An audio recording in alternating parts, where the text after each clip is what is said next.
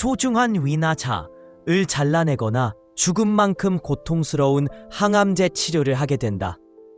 그 치료로 인한 스트레스도 엄청나고 그야말로 몸에 나쁜 일만 행할 뿐이다. 대부분의 약은 병을 고치는 힘은 없고 부작용은 크다. 감기약이나 해열제도 아나필락시스 반응이 일어날 수 있다.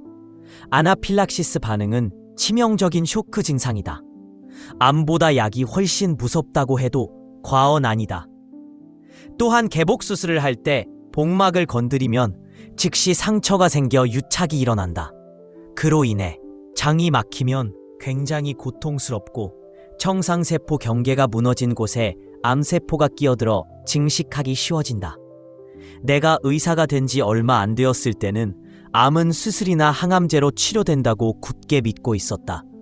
하지만 수많은 환자를 지켜보면서 장를 절제해도 암은 낫지 않고 항암제는 더 중요한 건강 문제가 있는 건 아닐까, 이런 생각이 들 때가 많습니다. 특히 검진 비용도 쌓이고 쌓이면 무시 못할 비용이 되기 때문에 부담이 되는 경우도 많고요. 때로는 건강검진에서 문제를 발견했는데 정말 치료가 필요한 상황이었을까 생는 순간이 있으실 겁니다. 이런 건강검진 우리는 받아야 할까요? 말아야 할까요? 노년의학 전문 의사의 말을 통해 건강검진의 충격적인 진실을 들려드릴까 하는데요. 사실 우리가 당연하게 여겼던 건강검진이 불필요하거나 심지어 우리 건강에 무척 해로울 수 있다는 것입니다. 이 책은 건강검진이 사람들의 불안감을 부추기고 때로는 과잉 치료로 이어지면서 진짜 건강을 해치는 역할을 할 수 있다고 소개합니다. 물론 나이 들수록 건강을 미리 챙기는 것이 중요하다는 사실은 누구도 부정할 수 없을 것입니다. 그런데 우리가 무조건적으로 매년 건강검진을 받고 그 결과에 매 순간 걱정하며 굳이 받지 않아도 될 과도한 치료를 받는 것이 진정으로 도움이 되는지 번쯤 생각해 볼 만한데요. 무엇보다 우리가 놓치고 있는 또 다른 중요한 사실은 무엇일지 생각해 볼 수 있습니다. 오늘 영상을 통해 여러분이 단순히 오래 사는 것뿐 아닌 행복한 노후를 보내기 위한 밑바탕 건강과 지혜롭게 나이 들어갈 수 있는 방법까지 모두 알아가셨으면 좋겠습니다. 시청하시기 전 구독과 좋아요, 알림 설정은 큰 힘이 됩니다. 그럼 시작. 현대의학은 지금 어디에나 존재한다. 현대인은 삭막한 병원에서 태어나 아플 때마다 수시로 병원을 찾는다. 비싼 받고 첨단 기술에 의존한 채 생명을 연장하다가 병원에서 생을 마감한다. 이처럼 현대의학에 대한 믿음은 절대적이다. 불과 수십 년 만에 애도 미치지 못했던 평균 수명을 100세를 바라볼 정도로 연장시킨 공로가 바로 현대의학이라는 믿음 때문이다.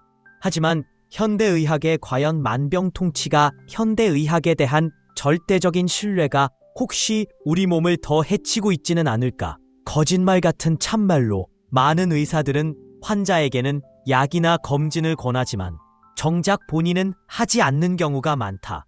아마도 약이나 검진으로 수명이 크게 늘어나지 않는다는 사실을 경험적으로 알고 있기 때문이리라 생각한다. 그러면서 그들은 환자에게 혈압이 높다거나 간 수치가 나쁘다며 다량의 약을 처방하고 작은 암이 발견되었다며 수술을 권한다. 그렇게 되면 결과는 어떨까? 환자는 수많은 약에 쉬거나 작은 암과 함께 장기의 일부를 절제하게 될 수도 있다. 물론 필요에 의해서는 해야 할 때가 있다. 하지만 80세 이후에는 이런 치료가 오히려 컨디션 난조를 불러일으켜 수명 단축의 원인이 될 수도 있다. 이것이 과연 여러분이 바라는 행복한 노후 인생일까? 사실 80대가 넘으면 건강검진은 하지 않아도 된다. 필자는 현직 의사이지만 현대 의료에 대해서는 조금 회의적인 부분이 있다. 자세한 이유는 차차 설명하겠지만 많은 의사가 숫자만 보고 환자는 보지 않는다고 생각하기 때문이다. 그 전형적인 예가 건강검진이다. 일본인의 평균 수명이 처음으로 50세를 넘긴 시기는 1947년이었다. 당시 남녀의 평균 수명 차이는 3살 정도였는데 지금은 6살로 벌어졌다. 어딘가 좀 이상하다. 어째서 여성의 평균 수명은 증가했는데 남성은 그대로일까? 그 이유 중에 하나에 건강검진 신앙이 있다고 생각한다. 대부분의 회사에서 정기 건강검진이 이루어지기 때문에 예전에는 남성이 건강검진을 받는 비율이 압도적으로 높았다. 건강검진이 장수로 이어진다면 남녀의 수명은 역전되었습니다. 할 법도 한데 오히려 남녀 간의 차이는 더 벌어져. 결론적으로 건강검진이 별 의미가 없었다는 뜻이다. 물론 건강검진을 통해 암 등을 조기에 발견하기도 한다. 검진으로 목숨을 구하는 사람도 있으리라 생각한다. 도리어 몸이 나빠지는 사람도 있지만 말이다. 그러나 건강검진의 기준이 되는 정상 수치가 정말로 정상인지 의심해 볼 여지가 있다. 어떤 수치가 정상인지 사람마다 모두 다르기 때문이다. 일반적으로 대학병원 등에서 근무하는 의사는 검사의 수치만 보고 환자는 보지 않는다. 눈앞에 환자 몸에서 일어나는 현상보다는 정해진 수치를 더 중시하기 때문이다. 그런 의사에게 진단받고 치료받는다면 어떨까? 불행한 일이 아닐까? 오랫동안 노년 의료 현장에 종사한 경험으로 볼 때 특히 80세 이상의 고령자에게는 문제가 더 심각하다. 수치를 정상에 맞추려고 약을 먹다가 건강을 해치는 사람이 있는가 하면 잔존 능력을 잃거나 수명을 단축하는 사람까지도 있다. 의료를 이용하는 것은 자기 결정이고 자기 삶의 방식을 선택하는 일이다. 필자가 여기서 하고 싶은 말은 의료에 대한 자기 결정이다. 원래 의료는 환자 자신이 선택하는 일이다. 하지만 남이 하자는 대로 따르는 사람도 적지 않은 듯하다. 예를 들면 이번 코로나대 유행이야말로 자기 결정이 통용되지 않은 최악의 사례이다. 코로나에 걸린 고령자는 환자의 의지와 상관없이 인공호흡기를 부착했다. 병문안도 금지되어 가족의 얼굴조차 못 본 채 사망한 사람도 많았다. 말도 안 되는 이야기이다라. 이 나라에서는 환자의 살보다 의정 상황을 우선시하는 것이다. 환자는 병원의 봉이 아니다. 사람들은 재채기가 나오면 곧바로 병원에 달려가고 의사는 진찰 후 감기 기운이 있다는 소견만으로 기침약, 해열제, 염증약, 항생물질, 위장약 등 약을 무더기로 처방한다. 한번 재볼까요? 아, 혈압이 조금군요. 약을 먹는 게 좋겠습니다. 혈당치도 염려되네요. 라며 검사를 줄줄이 권하는 경우도 많다. 환자는 이런 의사의 말에 친절한 선생님이라며 고마워한다. 그리고 매년 독감 예방주사를 맞고 건강검진이나 암검사도 규칙적으로 받는다. 특히 암 진단을 받으면 수술, 항암제, 방사선 등의 표준 치료를 의사가 권하는 대로 순순히 받아들입니다. 환자들은 의료도 비즈니스의 수단임을 인식하지 못한다. 현재 의사들은 병자를 가능한 한 늘려서 병원으로 끌어들이지 않으면 살아남을 수 없다. 한마디로 의사의 감원 이설에 넘어가는 당신은 의사의 봉인 셈이다.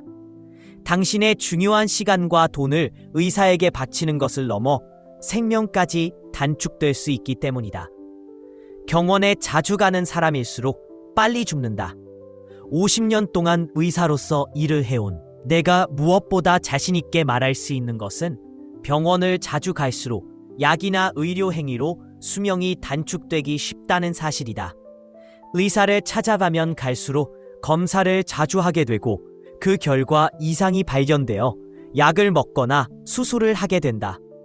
암이 발견되면 수술, 항암제, 방사선이 표준 치료 방식이라는 말로 다짜고짜 소중한 위나자을 잘라내거나 죽음만큼 고통스러운 항암제 치료를 하게 된다. 그 치료로 인한 스트레스도 엄청나고 그야말로 몸에 나쁜 듯만 행할 뿐이다. 대부분의 약은 병을 고치는 힘은 없고 감기약이나 해열제도 아나필락시스 반응이 일어날 수 있다. 아나필락시스 반응은 치명적인 쇼크 증상이다. 암보다 약이 훨씬 무섭다고 해도 과언어. 또한 개복 수술을 할 때 복막을 건드리면 즉시 상처가 생겨 유착이 일어난다. 그로 인해 장이 막히면 굉장히 고통스럽고 정상세포 경계가 무너진 곳에 암세포가 끼어들어 증식하기 쉬워진다. 내가 의사가 된 지 얼마 안 되었을 때는 암은 수술이나 항암제로 치료된다고 굳게 믿고 있었다. 하지만 수많은 환자를 지켜보면서 장를 절제해도 암은 낫지 않고 항암제는 고통을 줄 뿐이라고 생각하게 되었다. 암의 조기 발견은 행운이 아니다.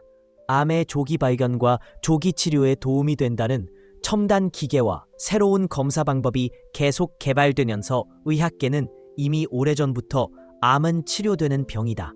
년에 한 차례 검진을 받으면 되기 전 단계에서 저지할 수 있다. 라고 선전하며 암 검진 시장을 빠르게 확대시키고 있다. 하지만 중요한 것은 암으로 사망하는 사람이 줄고 있는가 하는 점이다. 진짜 암은 사람의 생명을 앗아한다. 의학계의 말처럼 암이 치료할 수 있는 병이 되었다면 한때 사망 원인 1위였던 뇌졸중이 지금은 4위가 된 것처럼 암 사망률도 매년 눈에 띄게 줄어야 한다. 그러나 실제로는 암 사망률은 전혀 줄 안 있다. 1960년대부터 50년이 지난 현재까지 암은 사망 원인이다. 이 자리를 계속 지키고 있다. 그 이유는 무엇일까? 그것은 암 검진이 실제로 아무런 도움이 되지 않기 때문이다. 정밀하게 검사를 할수록 최신 첨단 기기를 사용할수록 암은 더 잘 발견되기 마련이다. 그러나 대부분은 암이 아니라 암과 비슷한 것으로 그 치료를 위해 수술을 시행하는 것은 오히려 몸을 고통스럽게 할 뿐이다. 암 수술을 하면 사망률이 높아진다. 역사적으로 일본은 수술이 성행했다. 일본인은 서양인에 비해 날씬하고 지방이 적어 수술에 적합한 체형이며 수술로 사망하는 확률도 서양에 비해 낮았다. 때문에 일본에서는 지금도 수술 절대주의가 만연해 있다. 그 결과 나을 가망이 없는데도 하는 수술, 다른 치료법이 명백히 효과적인데도 하는 수술, 수술 자체로 인해 환자의 수명이 단축되고 많은 사례가 빈번하게 발생하고 있다. 암 수술의 문제점 중 하나는 암은 절제하다 사망할 위험이 매우 높다는 것이다. 다른 병이나 부상도 마찬가지지만 의사가 수술을 권할 때는 그 수술이 정말로 필요한지 철저하게 알아보고 결정 정해야 한다. 한 번의 CT 촬영으로도 발암 위험이 있다. CT 검사의 피폭설량은 일반 선 촬영의 200에서 300배나 된다. 단 한 차례의 CT 촬영으로 발암 사망 가능성이 있다는 말이다. 사실 대부분의 병원에서 행해지는 CT 촬영에 80에서 90% 구의할 필요가 없는 것이다. 엑스레이 검사는 병원에서 받을 때는 비교적 안전하지. 회사나 지역에서 편의를 위해 검진차 받는 경우는 주의해야 한다. 검진차 받는 내 장치는 간접 촬영 장치이므로 병원에 설치되어 있는 직접 촬영 장치에 비해 실제로는 건강에 큰 영향을 미치지 않는 경우도 많다. 그러나 이 미세한 이상이 발견되면 자와 의료진 모두 불필요하게 불안감을 느끼고 추가 검사나 치료를 진행하게 되는 경우가 많다. 예를 들어 뇌에 작은 종양이나 혈관 기형이 발견되었을 때 그것이 실제로는 평생 아무런 문제를 일으키지 않을 가능성이 있음에도 불구하고 환자는 이를 제거하거나 치료해야 한다는 압박을 느끼게 된다. 이러한 과잉 진단이 불필요한 수술이나 약물 치료로 이어질 수 있다. 뇌 정밀 검사는 나이에 따른 자연스러운 변화를 비정상으로 간주할 위험이 있는 것이다. 나이가 들면서 뇌조직의 변화나 작은 흉터, 미세한 혈관의 손상 등은 흔하게 발생하는 현상인데 이와 같은 변화를 검사에 발견하면 무조건적인 치료가 고려되고 의사들은 권유하기도 한다. 그러나 이런 변화는 실제로는 건강에 큰 영향을 미치지 않는 경우도 많다. 그러나 이 미세한 이상이 발견되면 자와 의료진 모두 불필요하게 불안감을 느끼고 추가 검사나 치료를 진행하게 되는 경우가 많다. 예를 들어 뇌에 작은 종양이나 혈관 기형이 발견되었을 때 그것이 실제로는 평생 아무런 문제를 일으키지 않을 가능성이 있음에도 불구하고 환자는 이를 제거하거나 치료해야 한다는 압박을 느끼게 된다. 이러한 과잉 진단이 불필요한 수술이나 약물 치료로 이어질 수 있다. 뇌 정밀 검사는 나이에 따른 자연스러운 변화를 기정상으로 간주할 위험이 있는 것이다. 나이가 들면서 뇌 조직의 변화나 작은 흉터, 미세한 혈관의 손상 등은 흔하게 발생하는 현상인데 이와 같은 변화를 검사에 발견하면 무조건적인 치료가 고려되고 의사들은 권유하기도 한다. 그러나 이런 변화는 실제로는 자연스러운 노화 과정의 일 수 있으며 반드시 치료가 필요한 상황이 아닐 때가 많다. 뇌 정밀 검사가 반드시 필요한 사람들에게만 시행되어야 하며 그렇지 않으면 불필요한 치료와 과잉 진단으로 이어질 수 있는 것이다. 뇌 정밀 검사의 또 다른 문제점은 검진 후에 환자들이 느끼는 불안감이다. 검사 결과에서 작은 이상이라도 발견되면 환자들은 큰 휩싸이기 쉽다. 특히 뇌와 관련된 문제는 치명적인 결과를 초래할 수 있다는 공포 때문에 작은 이상 소견이 심리적으로 큰 부담을 준다. 이러한 심리적 압박이 오히려 건강에 해를 끼칠 수 있다. 검사가 오히려 환자의 불안을 증폭시켜서 건강에 대한 과도한 걱정과 스트레스를 유발하고 이로 인해 삶의 질이 저하될 수 있다. 병원이 의료기관에서 뇌 건강을 이유로 정밀 검사를 권장하는 경우가 많지만 이는 실제로는 필수적인 검사가 아닌 경우도 많다. 특히 무증상인 사람들에게 정밀 검사를 권장하는 것은 상업적 이유로 인해 과도하게 이루어질 수 있다. 물론 그렇다고 해서 뇌정밀 검사가 전혀 필요하지 않다는 것은 아니다. 증상이 명확한 경우, 예를 들어 지속적인 두통, 신경학적 이상, 뇌졸중 위험이 있는 사람들에게는 뇌검사가 필수적일 수 있다. 하지만 무증상인 사람들에게 무작정 뇌정밀 검사를 권장하는 것은 불필요할 뿐만 아니라 오히려 해가 될 수 있다는 것을 꼭 알아야 한다. 따라서 뇌검사를 받기 전에 신중하게 필요성을 판단하고 믿을 만한 의학 전문가의 조언을 듣는 것이 중요하다. 고혈증 검사, 고혈압 진단 기준이 지나치게 낮게 설정되어 많은 사람들이 고혈압 진단을 받고 있다. 현대 의료 시스템에서는 혈압 수치가 조금만 높아도 고혈압으로 진단하고 즉시 약물 치료를 권장하는 경향이 있다. 하지만 고혈압이 있다고 해서 무조건적으로 약물 치료를 시작할 필요는 없다. 특히 약간 높은 혈압을 가진 사람들 대부분은 생활 습관 개선만으로도 충분히 관리가 가능하다. 많은 사람들이 비교적 경미한 고혈압에도 불구하고 즉시 약물 치료를 받게 되는 경향이 있으며 이는 장기적으로 부작용을 초래할 수 있는 것이다. 고혈압 약물은 혈압을 낮추는 데 효과적일 수 있지만 장기 복용 시 신체에 다양한 부작용이 생길 수 있으며 일부 환자들은 불필요하게 생약에 의존하게 된다.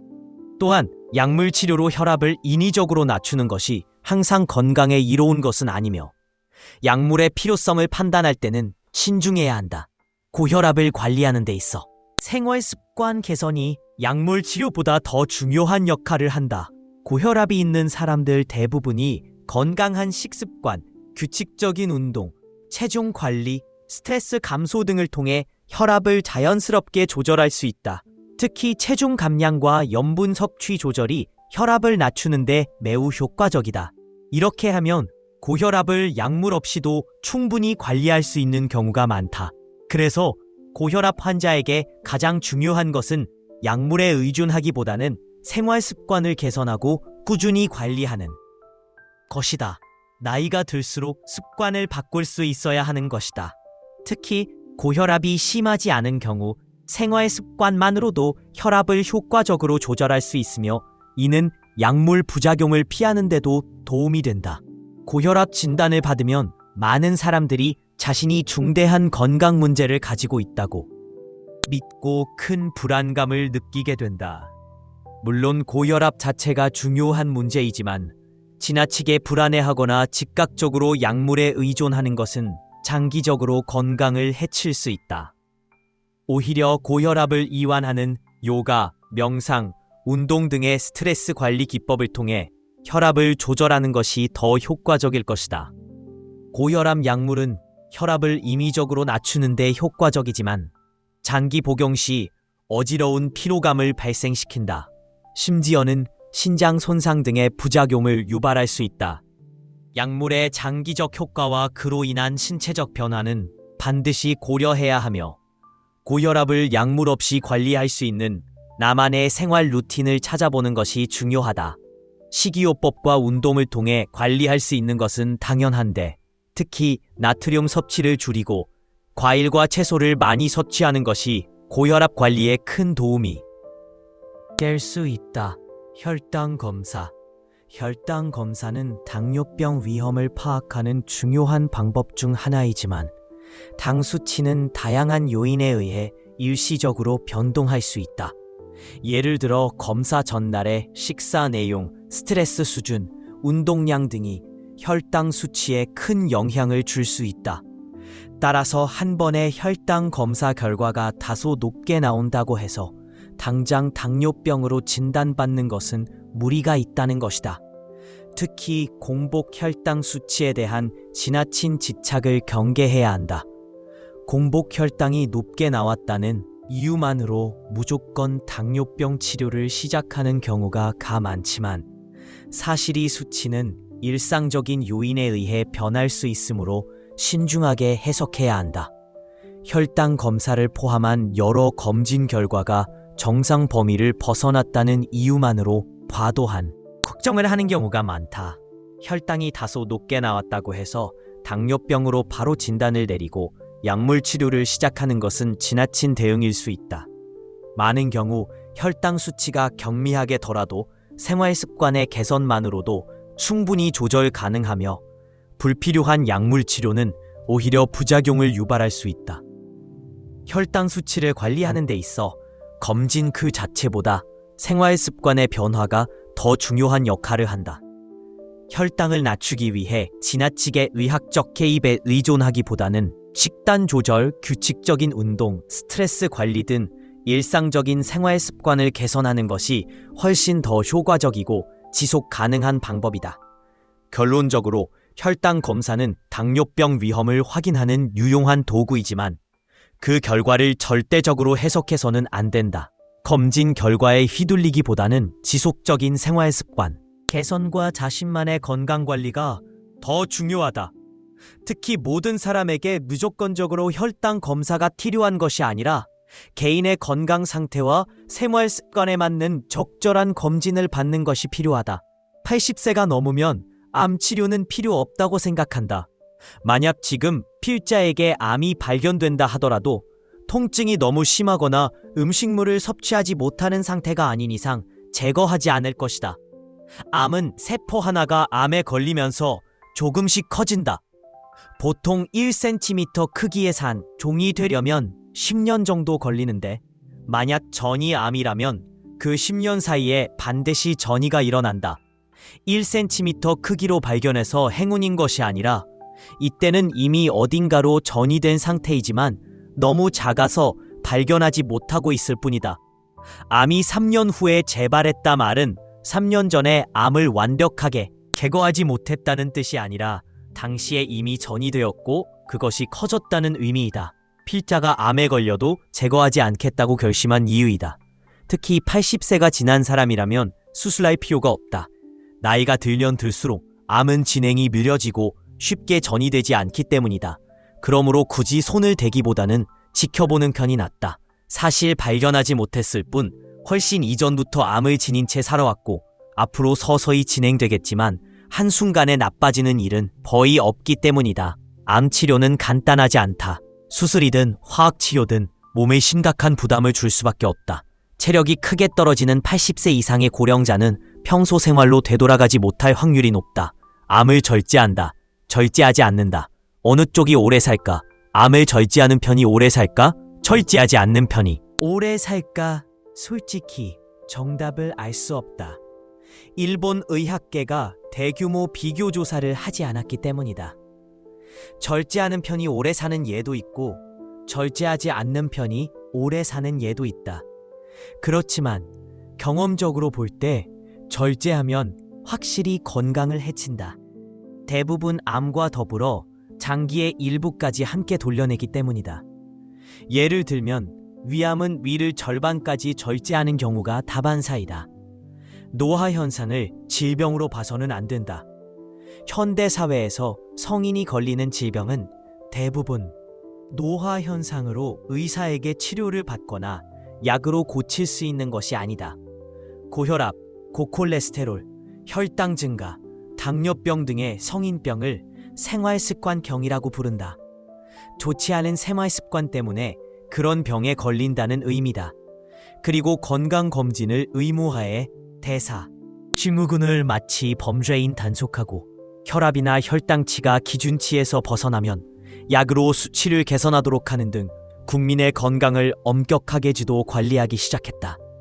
사람들은 대개 몸이 어딘가 좋지 않을 때 어떤 병명으로 규정되면 비교적 안심하는 반면에 나이 탓이라고 하면 언제나 의심한다. 하지만 몸도 자연의 일부로 받아들이는 편이 좋다. 노화란 세포의 유전자의 상처가 그것이 축적되어 몸에 여러 가지 장애를 일으키는 육체적 변화이다.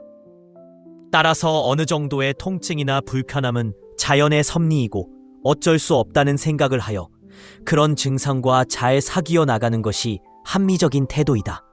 우리는 모두들 노년이 되어서도 행복하고 건강하게 살고 싶어 합니다. 건강하게 오래 살기 위해서 우리는 지금까지 너무나 검진과 치료에만 몰두해 왔는지 모릅니다. 물론 필요하다면 받아야 하는 것이겠지만 나이가 들수록 나이가 들어감에 대해 이해하고 그에 따른 변화를 잘 받아들이는 것이 우리의 마음도 편안하게 만들고 생활 속 순간순간에 작은 행복을 느낄 수 있게 만들지 않을까요? 검진과 치료가 우리 건강에 대한 모든 것을 해결해 주지는 않을 것입니다. 오히려 과잉 진단과 불필요한 치료는 우리에게 행복을 앗아가고 불안감을 높여주겠지요. 그런 의미에서 이 책에서는 80세가 넘게 되면 왜 검진에 너무 의존하지 말아야 하는지 잘 설명해 준 것 같습니다. 이제 중요한 것은 나 자신의 몸에 대해 이해하고 불필요한 불안과 부정적인 생각에서 벗어나 스스로의 건강을 현명하게 관리하는 것입니다. 건강은 단순히 수치나 검진 결과로만 판단할 수 없는 우리의 인생 속 이야기입니다. 오늘 영상이 노후의 행복을 위해 건강에 대해 생각해보는 계기가 되었으면 좋겠습니다. 노년의 행복과 건강은 우리가 만들어 나갈 수 있다는 것 꼭 잊지 마세요. 오늘 영상이 도움이 되셨다면 구독과 좋아요, 알림 설정까지 부탁드리며 소중한 분들께 공유해주세요. 여러분의 생각을 댓글로 남겨주시면 다른 분들과도 함께 이야기를 나누는 장이 될 것입니다. 함께 나누는 삶은 더욱 아름다워집니다. 그럼 다음 영상에서 더 유익한 정보들을 전해드리겠습니다. 감사합니다.